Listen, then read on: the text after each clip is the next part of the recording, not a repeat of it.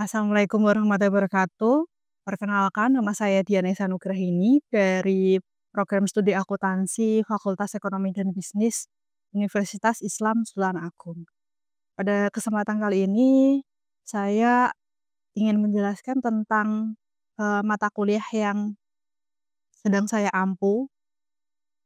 Tujuannya untuk sebagai eh, pengajuan sertifikasi dosen. Dalam hal ini adalah pernyataan diri dosen dalam unjuk kerja Tridharma Perguruan Tinggi bidang pengajaran sertifikasi dosen 2025. Nah, mata kuliah akuntansi keuangan daerah ini saya menggunakan metode DIA atau DAA, Delivery and Interaction dan Assessment. Di sini dalam proses pembelajaran, strategi pengajaran yang efektif tidak hanya bergantung pada materi yang disampaikan, tapi juga bagaimana materi tersebut disampaikan, bagaimana interaksi dibangun antara dosen dan mahasiswa, serta bagaimana hasil belajar diukur dan dievaluasi. Nah, pendekatan di AA ini menjadi kerangka penting dalam merancang dan melaksanakan pembelajaran yang bermakna dan berpusat pada mahasiswa.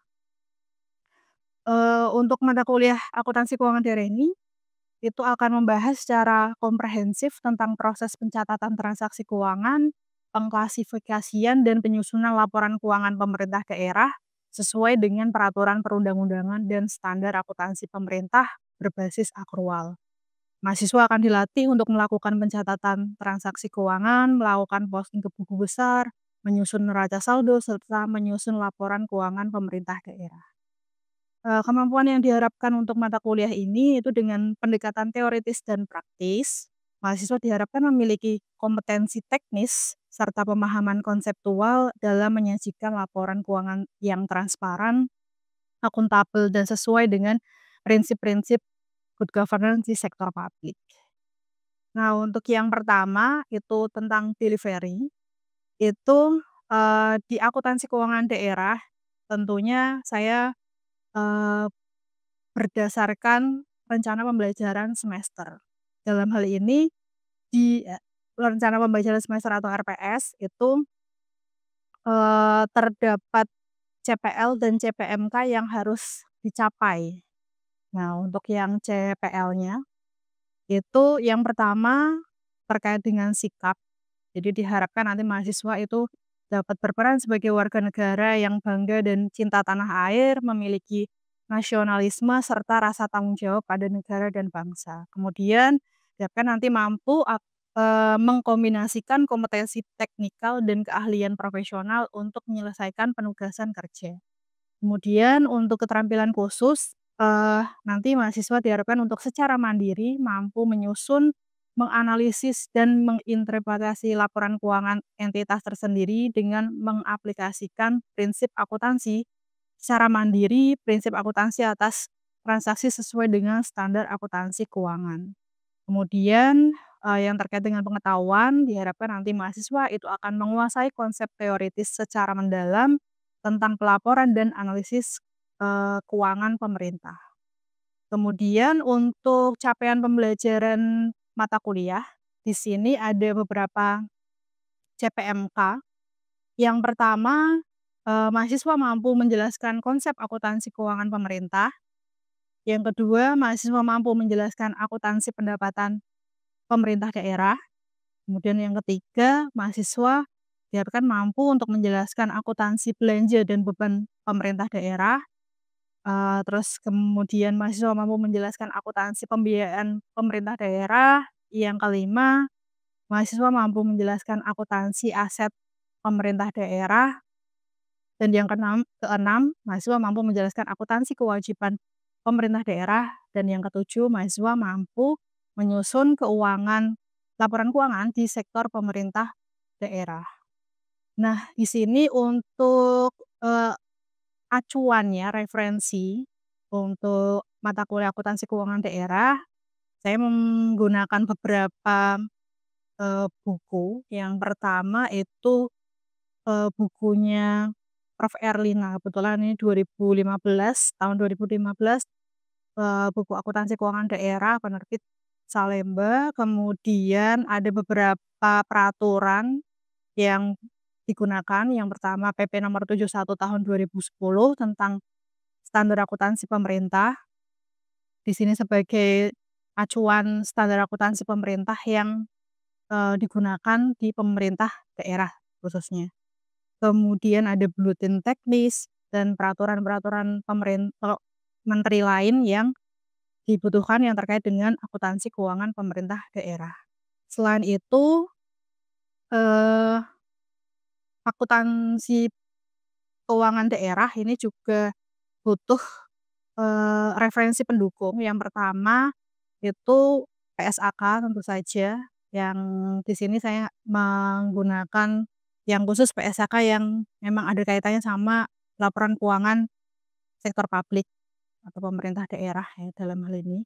Kemudian saya juga menggunakan buku saya sendiri, kebetulan di sini ada buku praktikum akuntansi pemerintah daerah yang saya gunakan sebagai cara untuk melatih mahasiswa dalam praktik langsung gimana untuk mencatat transaksi, kemudian sampai membuat laporan keuangan daerah. Nah, selanjutnya itu tentang interaction. Nah, untuk metode yang saya gunakan itu adalah cooperative learning dan simulasi. Jadi, metode cooperative learning dan simulasi ini digunakan karena pendekatan pengetahuan terkait dengan akuntansi keuangan daerah itu akan lebih mudah dipahami oleh mahasiswa apabila mahasiswa dihadapkan pada kasus-kasus atau transaksi-transaksi yang real. Nah, selain pembelajaran di kelas, jadi untuk komunikasi lebih lanjut itu biasanya kalau di Unisola itu menggunakan sistem informasi akademik. Jadi sistem informasi manajemen akademik yang bisa diakses oleh mahasiswa dan dosen. Jadi di situ saya bisa memposting materi, kemudian tugas-tugas yang itu nantinya mahasiswa juga bisa melakukan tanya jawab antara dosen sama mahasiswa kayak gitu di dalam SIM akademik Unisola. Nah, terakhir itu ada assessment. Jadi assessment ini merupakan penilaian dalam mata kuliah. Jadi nanti di dalam mata kuliah akuntansi keuangan daerah itu penilaiannya dirancang untuk mengukur penguasaan pengetahuan, keterampilan teknis, serta kemampuan analisis mahasiswa dalam mencatat transaksi dan menyusun laporan keuangan sesuai dengan standar akuntansi pemerintah. Untuk itu, penilaian dilakukan secara komprehensif dan beragam, mencakup aspek kognitif, afektif, dan psikomotor melalui berbagai bentuk evaluasi. Nah, di sini untuk kriteria penilaiannya, jadi ada beberapa item penilaian di akuntansi akuntansi keuangan daerah. Jadi yang pertama itu item penilaian terkait dengan kehadiran. Jadi ini bobotnya 10% sendiri. Kemudian yang kedua keaktifan, di sini juga 10%. Kemudian untuk tugas ini yang paling besar yaitu 40%. Terus kemudian nanti ujian tengah semester itu bobotnya 20% dan ujian akhir semester itu 20%. Nah, selain tadi item-item penilaian tadi itu juga di sini ada ketentuan lain yang harus dipenuhi oleh mahasiswa ya, terutama dalam kehadiran. Ini kehadiran kuliah mahasiswa minimal 75% itu harus dipenuhi dari total tatap muka. Jadi kalau kurang dari 75% itu nantinya tidak diperkenankan untuk mengikuti ujian akhir semester.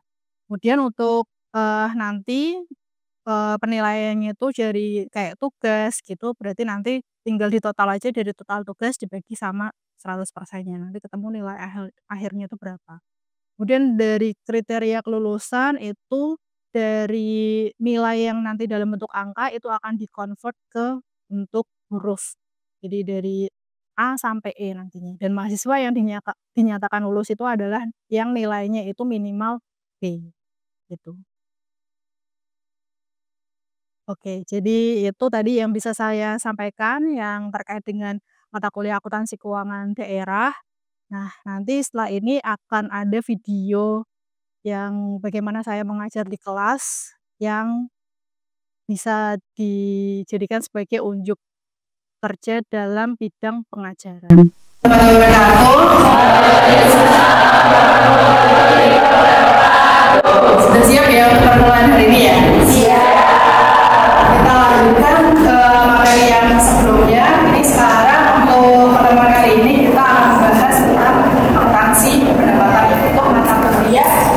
akuntansi keuangan daerah.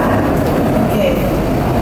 Jadi untuk pembahasan kali ini akuntansi pendapatan pemerintah daerah itu nanti yang kita bahas itu pertama definisinya dari pendapatan itu apa, kemudian klasifikasinya itu apa aja, pengakuan, pengukuran, penyajian sama pengungkapan pendapatan seperti apa, sama nanti prosedur pencatatannya itu seperti apa. Nah kita mulai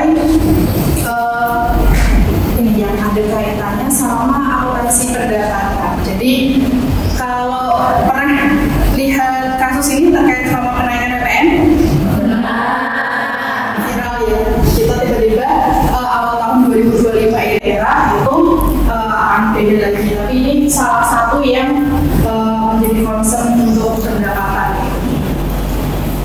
Nah, di sini untuk pendapatan seperti yang kita bahas sebelumnya di laporan keuangan pemerintah daerah itu kan laporannya lebih banyak daripada kalau laporan di perusahaan biasa ya. Jadi kalau untuk kalau di laporan keuangan biasa itu kan laporan laba rugi. Nah kalau di pemerintah daerah kemarin kita sudah bahas itu ada laporan operasional yang mirip sama laporan laba rugi, sama satunya itu laporan realisasi anggaran. Nah maka pendapatannya itu juga ada dua. Jadi pendapatannya itu pendapatan LO sama pendapatan LRA. Nah, di sini kalau dari definisi dari peraturan pemerintah nomor 71 tahun 2010 itu untuk pendapatan LO itu adalah hak pemerintah daerah yang diakui sebagai penambah ekuitas dalam periode tahun anggaran yang bersangkutan dan tidak perlu dibayarkan kembali. Tapi kalau yang pendapatan LRA itu adalah semua penerimaan rekening kas umum negara atau daerah yang menambah saldo anggaran lebih dalam periode tahun anggaran yang bersangkutan yang menjadi hak pemerintah dan tidak perlu dibayarkan kembali oleh pemerintah. Ini definisinya. Tapi sebenarnya kalau kita sambungkan sama laporan yang kita sudah bahas minggu kemarin LO sama LRA, sebenarnya perbedaan dari pendapatan LO sama LRA ini apa? Ada yang tahu nggak? Oh iya, gimana?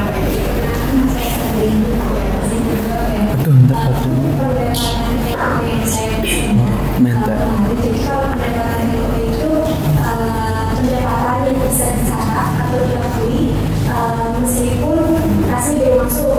Tapi kalau pendapatan LRA itu pendapatan yang dicatat atau diakui ketika kasnya masuk. Jadi yang pertama LO itu even kasnya belum masuk boleh dicatat. Tapi kalau LRA wajib kasnya masuk dulu baru dicatat sendiri. Betul sekali yang itu ya. Jadi bedanya LO sama LRA kemarin kan kalau LO itu basisnya aktual, tapi LRA itu basisnya K gitu kan. Terus ada retribusi daerah, ada hasil pengelolaan kekayaan daerah yang dipisahkan. Nah ini contoh dari hasil pengelolaan kekayaan daerah yang dipisahkan itu yang kemarin juga viral nih, yang masalah pertambangan nikel. Itu salah satunya itu yang hasil pengelolaan kekayaan daerah yang dipisahkan. Jadi itu merupakan unsur dari pendapatan asli daerah, tapi bukan yang organik ya, makanya kemarin kan diprotes kayak gitu ya. Saat itu sebenarnya ada dua kan, PPKD sama SKPD. PPKD-nya selaku BUD, itu bendahara umum daerah. Itu kayak kalau misalnya kita seperti di perusahaan itu kayak pusatnya itu induknya itu PPKD. SKPD itu yang timbul hak atas pendapatan sama pendapatan yang situ sudah direalisasi, dua-duanya bisa diakui. Tapi kalau yang basis kas itu harus uangnya sudah diterima atau diterima di rekening kas umum daerah. Terus atau diterima sama SKPD atau diterima entitas lain di luar pemerintah daerah. Pokoknya yang tercatat di situ berapa itu yang ditulis sama.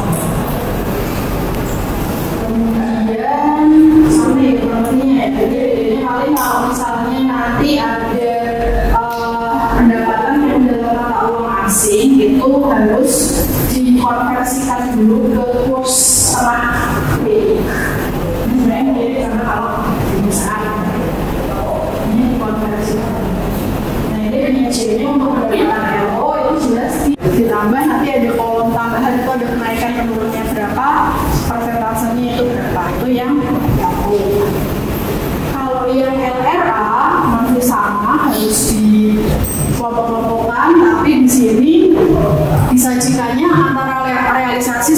anggaran tahun ini sama persentase dan realisasi tahun lalu berapa, supaya kita tahu apakah ini pendapatannya naik apa enggak sesuai 2.500.000 ya. Ini jurnalnya, debitnya piutang PBB, kreditnya pendapatan PBB pada LO. Nah ini hanya LO. Nah yang apa? Untuk yang akuntansi pendapatan yang pertama. Nah di sini kenapa kok cuma satu ya? Ada yang bisa jelasin nggak? Izin jawab Bu, perkenalkan nama saya Berenzia. Menurut saya tidak perlu Bu, karena itu untuk kasnya itu belum masuk, atau untuk aliran kasnya itu belum diterima dan baru ditetapkan saja. Oke, bagus ya Mas. Karena ya tadi kita kan sudah bilang ya, kalau misalnya belum diterima kasnya itu yang boleh diakui itu hanya pendapatan LO, yang lain jadi jurnalnya cuma satu aja, cuma apa LO, debitnya piutang, kreditnya yang pendapatan, karena nggak ada kasnya di sini ya, baru ditetapkan aja. Ini udah jelas ya untuk yang penetapan. Yang kedua itu saat diterima pembayaran. Jadi kayak tadi kan ditagih, terus ini yang pas udah bayar nih wajib pajaknya. Jadi udah berarti ada penerimaan ya. Tanggal 30 Juli wajib pajak melakukan pembayaran atas PPP, maka debitnya itu kas bendera penerimaan, kreditnya piutang PPP. Tadi piutangnya jadi kas masuk gitu ya. Nah kalau ini karena tadi ada kas yang masuk, maka boleh dicatat ya jurnal LRM wajib ya. Jadi debitnya itu perbahasal tadi yang banyak sumbangnya itu perbahasal, sama kreditnya pendapatan PBB. Jadi perbahasal itu akan menggantikan akun yang itu kas di bendera penerimaan. Jadi akun kas kalau di apa LRA itu diganti jadi namanya perbahasal.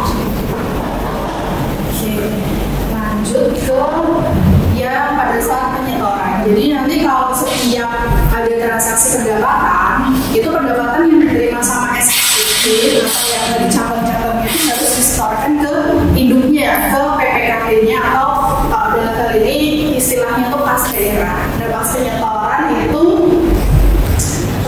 di sini tanggal 14 Juli bendera penerimaan menyetorkan pendapatan PBB yang diterima ke kas daerah. Jadi udah penyetoran gitu ya, dari SKPD ke mana, ke PPKD gitu. Maka itu sebenarnya tinggal RKPPKD pada kas di bendera penerimaan. Nah, kita bahas yang kas di bendera penerimaan dulu. Jadi yang di debit kalau yang pas kita dapat ya.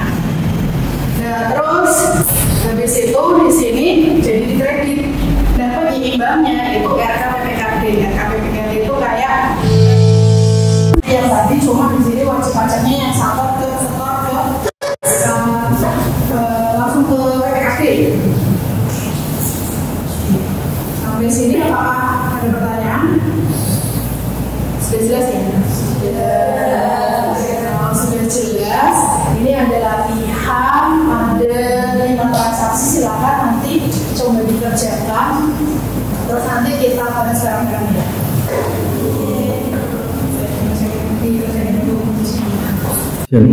Oke, sudah jelas ya untuk materi pertemuan hari ini. Kalau gitu kita ketemu lagi minggu depan. Saya akhiri untuk pertemuan hari ini. Wassalamualaikum warahmatullahi wabarakatuh.